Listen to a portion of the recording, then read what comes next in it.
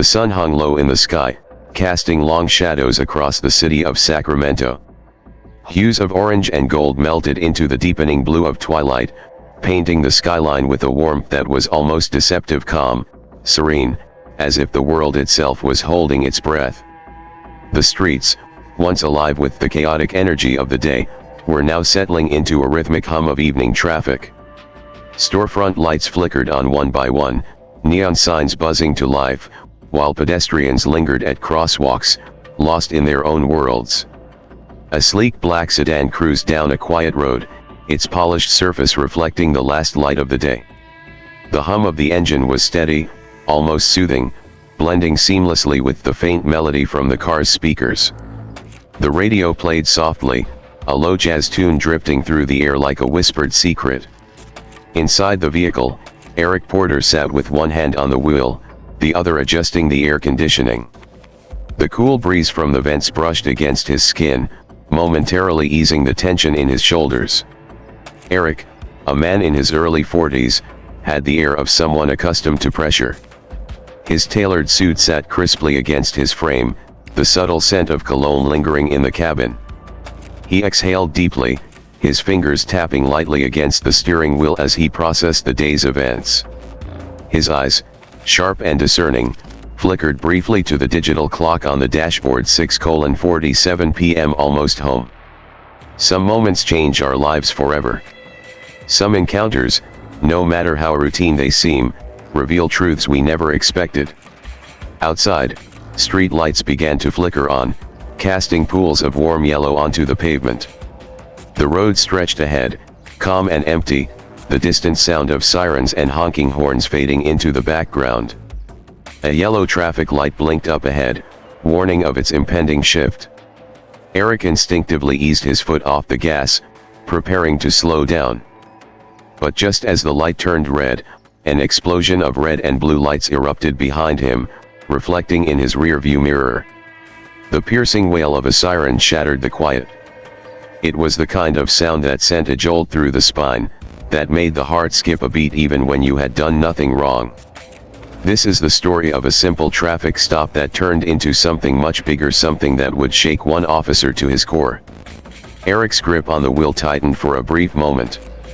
His eyes flicked to the mirror, catching sight of the police cruiser pulling up behind him, its headlights glaring like unblinking eyes.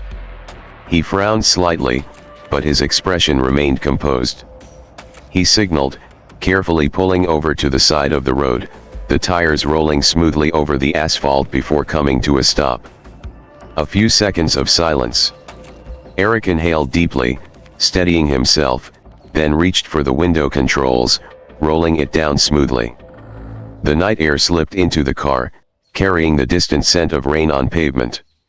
He could see the silhouette of the officer in the side mirror now, stepping out of the cruiser, his posture rigid, purposeful. What would you do if the person judging you had already made up their mind before you even spoke? Would you stay silent, or would you stand for something greater? The driver's door of the police vehicle swings open, and Officer Bradley Larson steps out. His movements are deliberate, practiced, the kind that come from years of being in command. He is in his mid-30s, with a square jaw and close-cropped hair, his uniform impeccably pressed, his utility belt weighed down with authority, a radio, handcuffs, a baton, and, of course, the holstered firearm resting against his hip. He adjusts his belt, his eyes scanning the car as he strides forward. Every step is measured, purposeful, his boots clicking against the asphalt. He approaches with the air of someone who expects compliance, someone who is used to being in control. His gaze flicks over the black sedan, noting its polished surface, the pristine condition of the tires, the gleaming chrome accents. This isn't a car that screams trouble. And yet, something in him bristles with suspicion. For Officer Bradley Larson, this was supposed to be routine. A simple traffic stop. But somewhere, deep in his gut, something told him this wasn't routine at all. He comes to a stop beside the driver's side window. His right hand rests lightly on his holster, not out of necessity, but out of habit. A silent message. A reminder of power. Officer Larson, sternly. License and registration. Inside the car, Eric Porter remains still for a second, his mind processing the moment. The tension in the air is almost tangible, a silent force pressing against him, heavy and unspoken. He inhales deeply, then nods once. Slowly, he reaches toward the glove compartment. His movements are careful, deliberate, the kind of movements that come from understanding how quickly things can escalate. The last thing he needs is any misunderstanding. Eric had been in situations like this before. He knew the unspoken rules. No sudden moves. No questions. Just comply. The glove compartment creaks open, revealing a neatly organized space. Eric retrieves his registration papers, then reaches into his wallet, sliding out his driver's license. His fingers brush against the leather of the wallet, a simple but elegant design, embossed with his initials. A small but important detail, a reminder of who he is beyond this moment. He extends the documents toward Larson, who takes them without a word. The officer's fingers graze against Eric's, a small moment, but one charged with tension. Officer Larson. Do you know why I pulled you over? Larson's voice is flat, almost mechanical. He isn't asking, he's stating. His eyes remain locked on Eric, studying him, searching for something. Eric, calmly. I'm not entirely sure, officer. The words are measured, his tone even. He does not challenge. He does not question. But there is a quiet sharpness behind them, a restraint born from experience. Larson's gaze flickers to the license in his hand. He reads the name slowly, his lips barely moving. Eric Porter. It's a name that should mean nothing to him, but for some reason, he reads it twice. His eyes lift again, meeting Eric's through the faint reflection in the window. Officer Larson. You didn't come to a full stop at the light. A small pause. The air seems to tighten. Eric tilts his head slightly, processing the statement. He had slowed down, he was sure of it. But he also knew better than to argue. A long, slow exhale. Then, a small nod. Eric. I see. I thought I slowed down in time, but I understand. The response is neutral, almost professional. There is no defensiveness, no challenge. But there is also no submission. Larson watches him carefully. Too carefully. It's just a traffic stop, and yet, the tension lingers. The street is still. No other cars pass by. It's just them two men locked in a silent, unspoken battle of assumptions and perceptions. Larson should have handed back the documents. He should have written the ticket, given a warning, anything. But he didn't. Instead, he hesitated. And in that hesitation, the energy between them shifted. Larson's grip on the documents tightens slightly. His jaw tenses. He isn't sure what's bothering him, but something is. Maybe it's the calmness in Eric's voice. Maybe it's the way he holds himself unfazed, unshaken. Maybe it's something deeper, something more ingrained than he's willing to admit. But whatever it is, it keeps him standing there, staring just a little too long. Eric notices the shift. It's subtle, but undeniable. The brief hesitation, the way Larson's body language changes. He has seen this before. He knows where this road leads. This wasn't about a traffic violation anymore. It had become something else. Something far more familiar. And something far more dangerous. Eric holds Larson's gaze. His expression remains unreadable, his posture relaxed but controlled. He doesn't shrink. He doesn't fidget. He just waits. But in that silence, something unspoken passes between them. The radio on Larson's shoulder crackles, breaking the moment. A voice murmurs static-filled dispatch codes. Larson blinks, as if coming back to the present. But the pause has already confirmed what Eric suspected. Larson had already made up his mind about the man sitting in front of him. And Eric knew it. For a second, it seems like the moment will pass. Like Larson will step back, return the documents, and let the night continue. But he doesn't. Instead, his lips press into a thin line. His eyes flicker again, this time toward the car's interior. And just like that, the decision is made. Officer Larson. Step out of the car for me. The words land heavily. They carry weight. Not just an instruction, but a challenge. Inside the car, Eric's fingers briefly tighten on the steering wheel. Just for a moment. But his expression never changes. The street lights overhead flicker slightly. A car passes in the distance, its headlights sweeping across the scene before disappearing into the night. The world keeps moving. But in this small pocket of time, in this one interaction, everything stops. And in that moment, Eric knew, this was just the beginning. Officer Larson, slowly, almost testing the waters. You're not from around here, are you? His voice is casual, too casual. A conversational tone masking something deeper, something calculated. He doesn't look up immediately, letting the words settle in the air like a trap waiting to be sprung. Inside the car, Eric sits motionless for a moment. His grip on the steering wheel is light, relaxed, but his mind is moving fast. He recognizes the shift, the change in tone. The moment where a routine stop begins to spiral into something else, something he has seen before. Eric, measured, composed. I moved here a few months ago. My address is on the license. His words are simple, direct. No embellishments, no unnecessary details. But Larson isn't listening to the answer, he's listening to the way it's said. Watching for a flicker of hesitation, a sign of nervousness, anything that confirms the narrative he has already started to write in his mind. His grip on the documents tightens slightly, the paper crinkling between his fingers. His jaw shifts, just a fraction, before his eyes narrow and his lips part again. Officer Larson, firm, with a slight etch.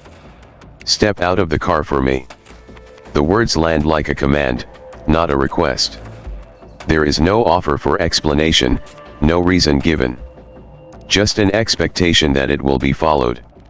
The space between them seems to shrink, the air growing thick, charged with an unspoken warning.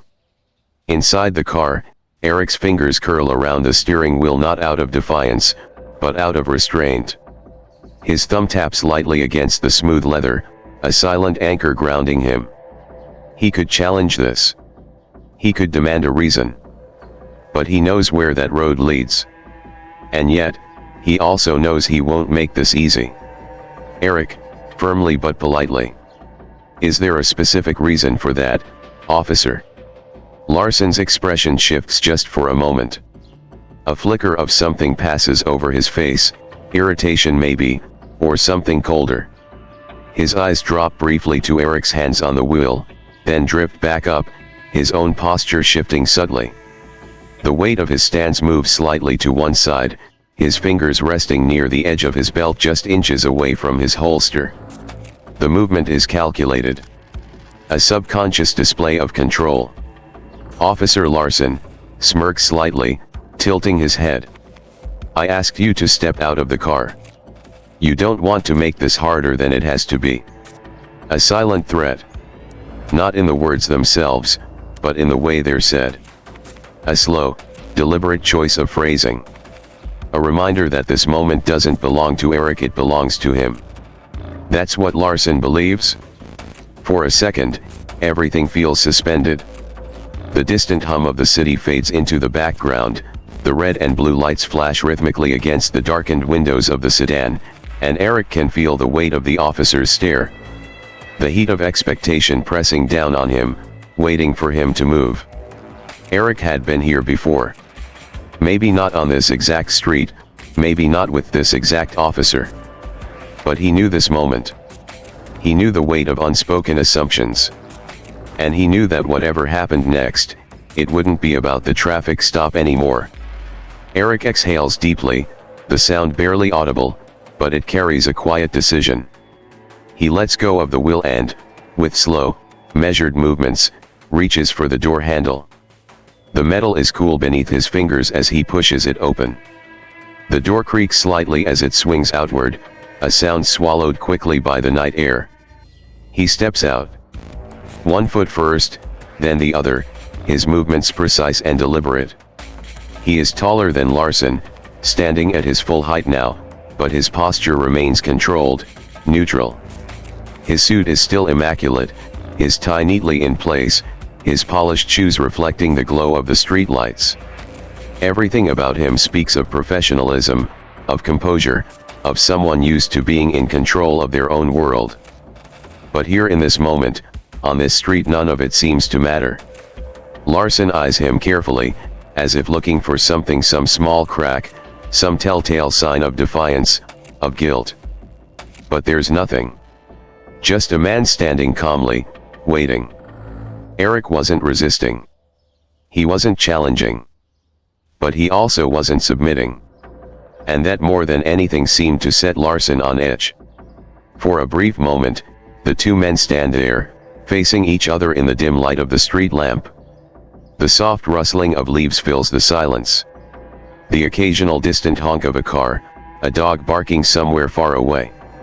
The city moves on, unaware of the silent battle playing out on this quiet stretch of road. Larson takes a step forward, the leather of his boots scuffing against the pavement. He is close now, just inches away, his hands still near his belt. His breath is steady, but his chest rises slightly, betraying the tension creeping in. This isn't how it was supposed to go. He expected something else. A different reaction. A different version of this man standing in front of him. But Eric isn't fitting into the box he had prepared for him. And that unsettles him. He clears his throat, adjusting his stance, grasping for control again. Officer Larson. Hands where I can see them. Eric complies without hesitation, his hands moving to rest lightly at his sides, fingers slightly spread. His face remains unreadable, his expression giving nothing away. But in his eyes, there is something sharp.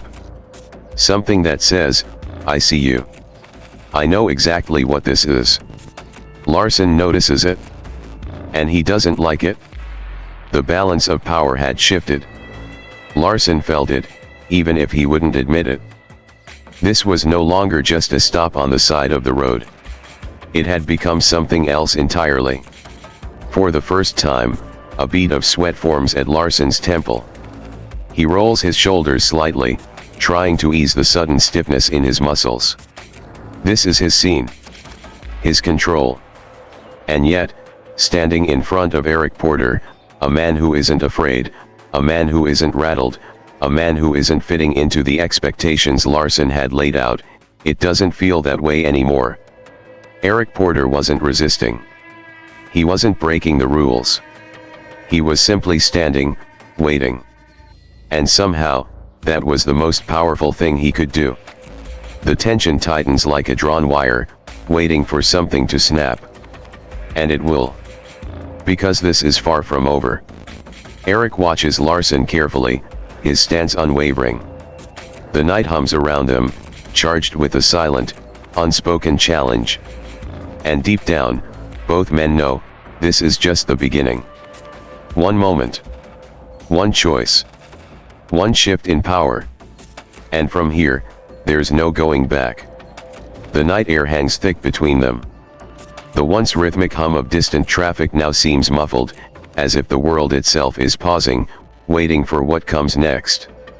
The flashing red and blue lights from the police cruiser cast shifting shadows across the pavement, bouncing off the chrome accents of Eric's sedan. The street is still. No witnesses. No distractions. Just the steady, shallow breathing of two men locked in a silent war. Officer Bradley Larson stands rigid, his fingers flexing at his sides as he watches Eric like a predator assessing its prey. His stance is wide, firm a subconscious display of dominance, of authority. But there's something else there now, something subtle hesitation. He isn't just asserting control anymore. He's trying to maintain it. Eric remains unmoved, his shoulders squared, his face unreadable. The contrast between them is stark. Larson, stiff and on edge, waiting for a reason to escalate. Eric, composed and controlled, refusing to give him one. Then, Larson moves. The moment of stillness shatters as he steps forward, hands gripping Eric's shoulders, spinning him roughly against the hood of the car. The sound of metal meeting fabric is sharp, echoing into the night. The force of it causes Eric's palms to press flat against the cool surface of the vehicle. This wasn't about a pat-down anymore. This was about proving something. Proving control. Proving power. Larson's hands move fast, sweeping over Eric's pockets, his arms, down his sides. The search is aggressive. The movement's abrupt, calculated to provoke a reaction. He lingers too long at certain places, his fingers pressing against fabric as if trying to find something that isn't there. It's invasive. Deliberate. But Eric doesn't flinch. Officer Larson, gruffly. You seem awfully confident. You think you're smarter than me. His breath is close now, hot with frustration, his voice carrying a hint of something unspoken resentment, insecurity, something deeper. He expected Eric to break by now. To show fear, to react. But Eric remains silent, his body tense but controlled, his face turned slightly to the side, eyes half-lidded as he stares at his reflection in the car's glossy paint. For a brief second, their eyes meet in the reflection. Larson sees himself, looming over the man beneath his grip. And something about that image, the visual of who holds the power and who does not, sends a ripple of doubt through him. Eric lets the silence stretch before he speaks, his voice as steady as before. Eric, calmly. Confidence isn't the issue here, officer. Respect is. The words cut through the night like a blade. The ease in Eric's tone, the refusal to bow to the weight of the moment, it stirs something in Larson, something ugly. His jaw clenches, a muscle ticking at the corner as his fingers tighten involuntarily at his sides. He feels something slipping: control, certainty, whatever authority he thought he had in this moment. And he hates it.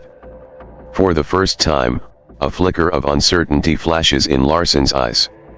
It's quick, almost imperceptible, but Eric sees it. And he knows. He knows that the balance of power has shifted, even if Larson refuses to acknowledge it. Larson had expected defiance, resistance, anything that would justify what he already wanted to believe. But he hadn't expected this. He hadn't expected a man who wasn't afraid. Larson's grip twitches as he steps back slightly, creating an inch of space. He swallows, his mind scrambling for the next move. He should be done here.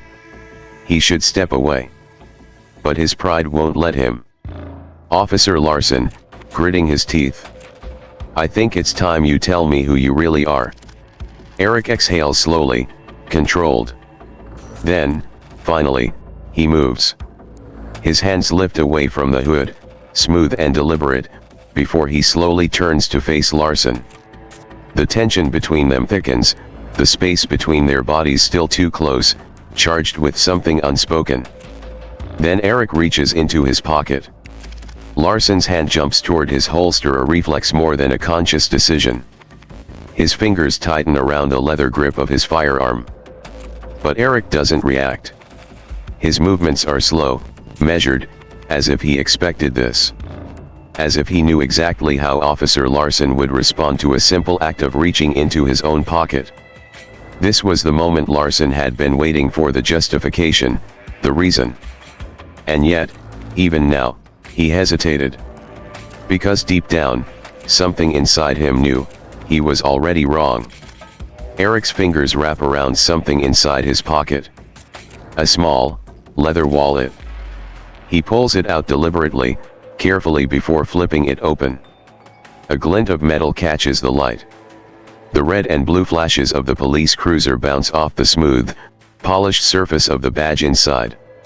The words engraved on it stand bold and unwavering: Internal Affairs, Sacramento Division.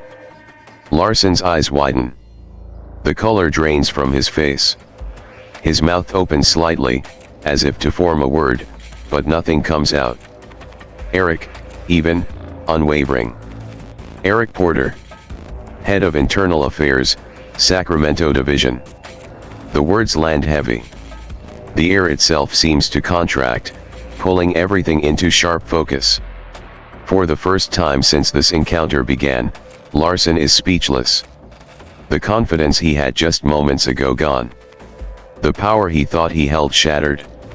Reality had just shifted. The man Larson had assumed to be just another driver, just another statistic, was the man who held his entire future in his hands. Larson blinks. Once. Twice. His breathing is shallower now, his mind scrambling to process what just happened. The silence between them is louder than any words could be. Eric doesn't move, doesn't say anything else. He just stands there, watching Larson unravel. Because this moment is justice. This moment is a reckoning. The power struggle is over. And Larson knows it. A slow, dreadful realization crawls over Larson's features. His fingers loosen at his belt. His chest rises and falls faster than before. This wasn't how the night was supposed to go. This wasn't what was supposed to happen. He was supposed to be in control. But control is gone. For the first time, Larson isn't the one making the calls. And just like that, Officer Larson understood, he had been the one under investigation all along. The street is eerily still. The world has not moved, yet everything has changed. Officer Bradley Larson stands frozen. His eyes remain locked on the Internal Affairs badge in Eric's hand, the letters gleaming under the streetlights. The words Sacramento Division feel like they are etched into his brain, their weight pressing down on him. He blinks once, twice, as if hoping that when he opens his eyes again, the badge will be gone, that this moment will have never happened. But it doesn't disappear. Nothing changes except for him. The flickering red and blue lights from the police cruiser continue to pulse, painting the scene in shifting shades of color: red for danger, blue for authority. But in this moment, Larson realizes something: the power in those lights doesn't belong to him anymore. His grip on Eric's license and registration tightens involuntarily. His mind is spinning, scrambling for control, for something, anything to say that might undo what just happened. But for the first time in years, he has no words. His mouth parts slightly, but the air gets caught in his throat. His hands are shaking just a little, but enough that he notices, enough that he hates it. In that moment, Officer Larson felt something he wasn't used to feeling. Not frustration.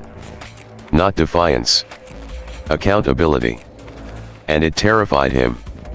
Eric remained still, watching Larson with the same calm, unwavering gaze. There is no smugness in his expression, no triumph. Just certainty, a quiet, unshakable confidence that speaks louder than any words. He is a man who has seen this moment before. Who has anticipated this reaction, this unraveling. Because he knew that when men like Larson were forced to confront the truth of their own actions, they didn't know what to do. Eric, voice steady, but firm. The badge doesn't make you better than anyone, Officer Larson. It makes you accountable to everyone. The words land like a hammer striking glass. They don't just shatter Larson's confidence, they expose him. He has spent years seeing his badge as a shield, as proof of his authority. But now, it feels like a weight. Like something he isn't sure he deserves to wear. Asterisk as his throat tightens. He swallows hard, forcing down the lump rising there. His fingers, still trembling, loosen their grip, and he slowly extends Eric's documents back to him. It takes effort, more effort than he thought possible, to make that simple movement, to admit, in a way, that he was wrong. That everything he assumed, everything he was certain of, has just been ripped away. Eric takes the documents, his movements smooth, effortless. No hesitation. Because he was never afraid of this moment. He was never uncertain. He knew exactly how this was going to end. He tucks his license and registration back into his wallet, then finally calmly, methodically steps toward the driver's side door. The car door creaks open, a soft sound, almost insignificant compared to the storm that just raged between them. But to Larson, it feels like the closing of something bigger. The end of an era. The end of his illusion of control. Larson had never questioned his power before. He had never thought twice about what it meant to wear the badge. Until now. Until this moment. Until Eric Porter. Eric pauses just before sliding into the car. He turns his head slightly, one last look at Larson. The street lights illuminate the officer's face, casting shadows under his eyes. He looks different now. Less certain. Less composed. More human. Eric, soft, but firm. Think about this moment, officer. Because I promise you it won't be the last time you're held accountable for your choices. Larson's jaw clenches. The words sting not because they're an insult, but because they are the truth. And nothing is more painful than realizing you are not who you thought you were. Eric slides into his car. The engine purrs to life, a steady sound that somehow feels like the closing of a door. A final statement. He doesn't wait. Doesn't linger. Because he doesn't have to. He has already won. And they both know it. Larson stands motionless as the black sedan pulls away, its tail lights fading into the distance, swallowed by the night. The street around him is still again. Empty, quiet, but forever changed. Justice isn't about power. It's about fairness. And sometimes, all it takes is one moment to change everything. Larson remains rooted to the spot. His hand lifts slightly, as if to reach for the badge pinned to his chest. But he doesn't touch it. He can't. Because for the first time in his career, he isn't sure if he deserves it anymore. The police cruiser's lights continue to flash, but now they feel different. No longer a symbol of authority. Just a reminder of what he used to believe in. The next morning, Eric Porter sits at his desk, the early sunlight filtering through the blinds of his internal affairs office. The room is neat, organized, everything in its place. On his desk, a file is open. A familiar name is written across the top. Case file, Bradley Larson. Eric exhales, running a hand over his jaw. He knew this wasn't over. Not by a long shot. But that was the difference between men like him and men like Larson. Eric Porter didn't believe in punishing bad officers. He believed in fixing broken systems. And sometimes, that started with a single name on a file. He picks up his pen, taps it lightly against the paper. His gaze lingers on the name for a moment longer before he finally writes the first note of what will become a very important investigation. Cut to a different location. Officer Larson stands in the shower, water running down his face. His eyes stare blankly at the tile wall. He doesn't move. Doesn't breathe for a second. Because his mind is elsewhere, stuck in the night before. The badge sits on the sink. He hasn't put it back on yet. And he isn't sure when he will. Some people never change. Some people refuse to see their mistakes. But every once in a while, just once in a while, a single moment is enough to shake a man to his core. Enough to make him question everything. If this story resonated with you, share it. Let's start the conversations that matter. This story isn't just about one officer. It's about something much bigger. It's about the way we see and treat each other. The way assumptions shape our interactions. The way power, when unchecked, can become something dangerous. What would you do in this situation? Would you have spoken up? Would you have challenged what you knew was wrong? Or would you have let it pass, another moment lost to silence? We talk about justice, about fairness. But real justice doesn't just happen in courtrooms or in headlines. It happens in everyday moments. In the choices we make. In the times we choose to speak or to stay silent. And responsibility belongs to all of us. To stand for what's right. To question what isn't. To hold ourselves and each other accountable. Justice isn't about power. It's about fairness. And sometimes, all it takes is one moment to change everything.